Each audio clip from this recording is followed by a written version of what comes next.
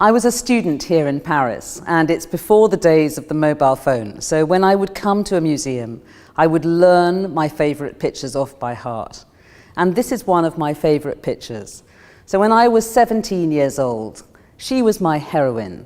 She was the girl I wanted to be.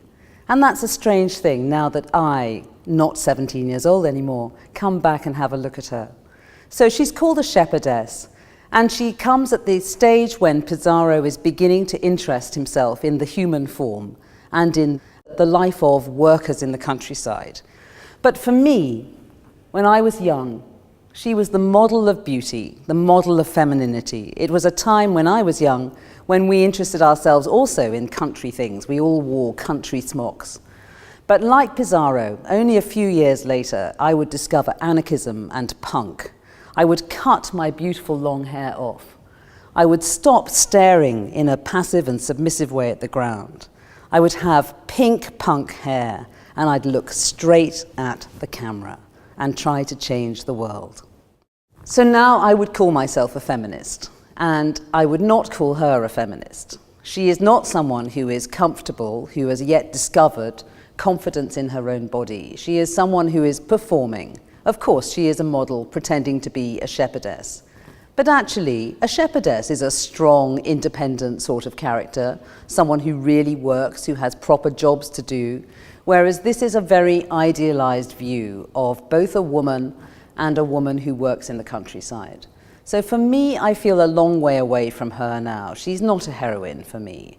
I feel sorry for her. I feel that she needs to come to the theatre, read some books, get out a bit more.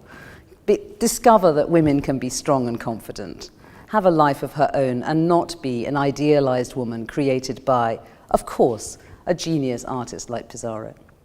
But from the point of view of Pissarro, if we compare her with, for example, some of the working women that Degas painted, or some of the workers that Cézanne painted, there is a softness, a lack of reality, and I mean, it's a different style, of course, a sense of beauty that is not in the real world. This is not a realistic picture. This is not someone who is working. There's no sign of any work in this picture. This is a very masculine view of what a young woman working in the countryside might look like. Let's be honest. So this is not, of course, appropriate to criticize Pissarro, or indeed in a way it's unfair to criticize her. I mean, what does she know about the look, about confidence, about feminism? Nothing. But of course, for me, the 17-year-old, I can criticize her because she should have known a little bit better, even when she was 17.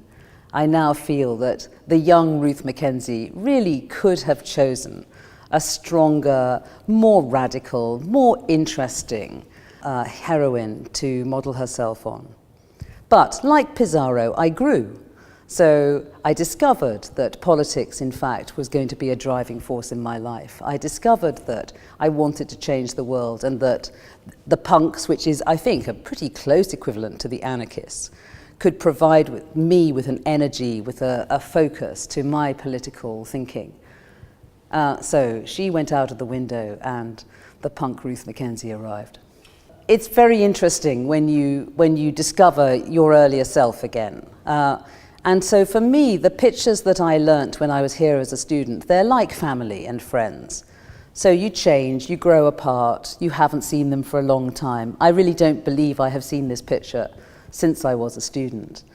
But of course, I have the same feeling of love for her that I had when I was 17, because even though I'm no longer that 17-year-old, I still have the same memory and the same emotions. So I am actually, I have to confess, very happy to see her again, and I will try to visit her more frequently. La nature est un temple où de vivants piliers laissent parfois sortir de confuses paroles. L'homme y passe à travers des forêts de symboles qui l'observent avec des regards familiers, comme de longs échos qui de loin se confondent dans une ténébreuse et profonde unité, vaste comme la nuit et comme la clarté. Les parfums, les couleurs et les sons se répondent.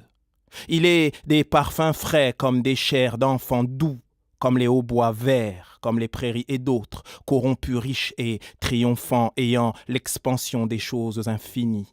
comme l'ambre, le musc, le benjoin et l'encens qui chantent les transports de l'esprit et des sens.